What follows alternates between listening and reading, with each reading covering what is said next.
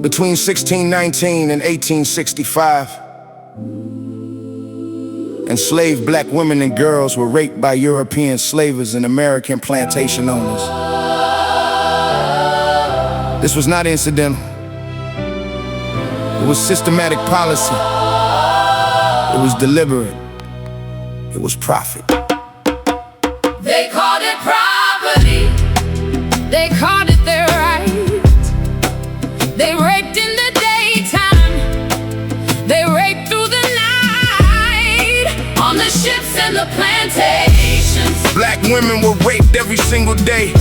In front of their husbands, in front of their children. This was the design, not the exception. the way. The Portuguese launched the transatlantic slave trade in the 1800s.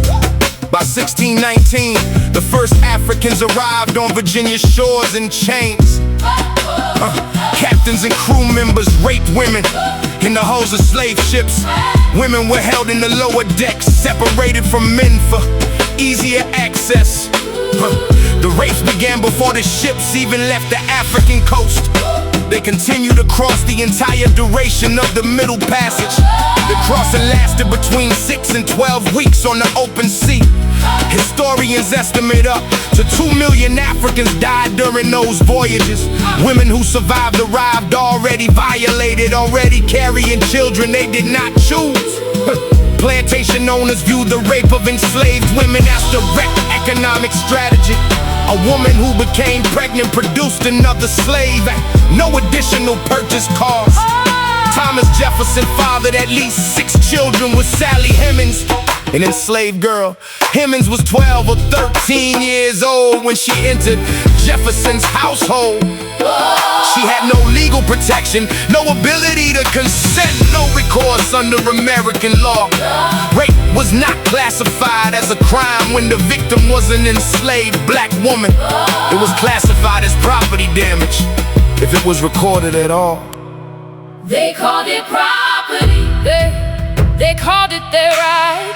Oh, they raped in the daytime. Oh, they raped through the night on the ships and the plantations. Black women were raped every single day. Oh, in front of their husbands, in front of their children. This was the design, not the exception. the way. Enslaved men were forced to watch their wives and daughters be assaulted. This was done deliberately to destroy psychological resistance across the community. Girls as young as 10 and 11 years old were documented victims on plantations. Plantation physicians were hired specifically to examine enslaved women for breeding capacity. Forced reproduction operations were called slave breeding farms, concentrated in Virginia and Maryland. After the international slave trade was banned in 1808, domestic breeding became more systematic. The enslaved population grew from 700,000 in 1790 to nearly 4 million by 1860. A significant portion of that growth came through the forced violation of black women's bodies. Enslaved women could not testify in court, could not file charges, could not speak freely. The children born from these rapes were enslaved at birth and legally owned by their fathers.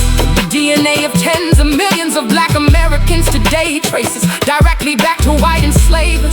These are not allegations, these are facts supported by census records, plantation laws, and genetic science. These are facts recorded in the archives. These are facts written in the blood. Millions of black Americans carry the DNA of the men who violated their ancestors. This was not the exception to American law. This was American law. Harriet Jacobs wrote in 1861 about the constant daily threat of sexual violence on plantations.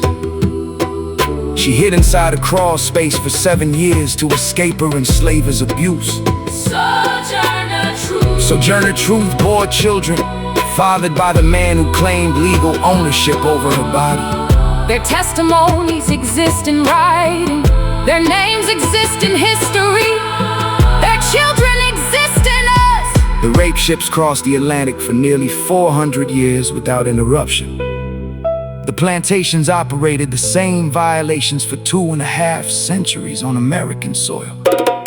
No reparations were paid. No trials were held. No convictions were ever recorded. The children born from those rapes built this country with their hands and their blood. The descendants are alive today, carrying that history in their bodies and their names. This is not a closed chapter. This is an open wound passed through every generation. Say their names, record their truth. Let nothing about what happened here be erased.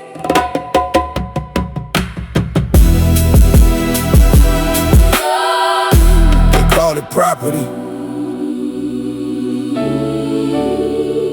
They called it their right. Yeah. They raked in the daytime. They raked through the night. Oh. On the ships and the plantations, black women were raped every single day. In front of their husbands, in front of their children. Yeah. This was the design, Not the exception. the way. The fancy trade was a documented market in New Orleans from the 1820s onward. Enslaved women and girls were sold specifically for sexual use to wealthy white men. They were advertised in newspapers by age, skin tone, and physical features. Prices for these women were 3 to 5 times higher than the average slave auction rate. The auction block required women to be stripped completely and physically inspected by buyers. Their teeth were checked, their bodies were measured, their ages were estimated like livestock. George Washington owned over 300 enslaved people and fathered children with enslaved women on his estate. James Madison, James Monroe, and Andrew Jackson all did the same, and history recorded none of it as crime. Southern churches did not condemn the rape of enslaved women. Many ministers argued that black women were spiritually and biologically inferior and incapable of being violated. The stereotype of the Jezebel was deliberately constructed to justify what enslavers were already doing. It framed black women as sexually aggressive so that their rape could never be named as rape. That framing did not disappear with emancipation. It survived into American culture for another century. They called it property. They called it their right. Oh, they raped in the daytime. They raped through the night. On the ships and the plantations. Black women were raped every single day. In front of their husbands, in front of their children. Hey. This was the designer, Not the exception. the way. In 1855 in Missouri, an enslaved woman named Celia killed her enslaver Robert Newsom. Newsom had been raping Celia repeatedly since she was 14 years old. She resisted, she fought back. She ended the abuse the only way she could. The court ruled that as an enslaved woman, she had no legal right to defend herself from rape. Celia was convicted of murder and hanged on December 21st, 1855. She was approximately 19 years old. Dr. J. Marion Sims, considered the father of modern gynecology, performed surgical experiments on enslaved black women. He operated without anesthesia on women who could not refuse to develop procedures later used on white women. Their suffering produced the medical advancements that bore his name, while theirs were never recorded. After emancipation in 1865, freed women still had no legal protection from sexual violence. The black codes passed immediately after the Civil War gave white men continued access with no accountability. Reconstruction era records show thousands of cases of black women raped with zero prosecutions filed. Gotta be Wells documented this violence in the 1890s and received death threats for publishing the truth. The violation did not end with the signing of any document. It continued under new laws with the same intent. Every name that was never written down still existed. Every child born from violence still lived and breathed and built something from nothing.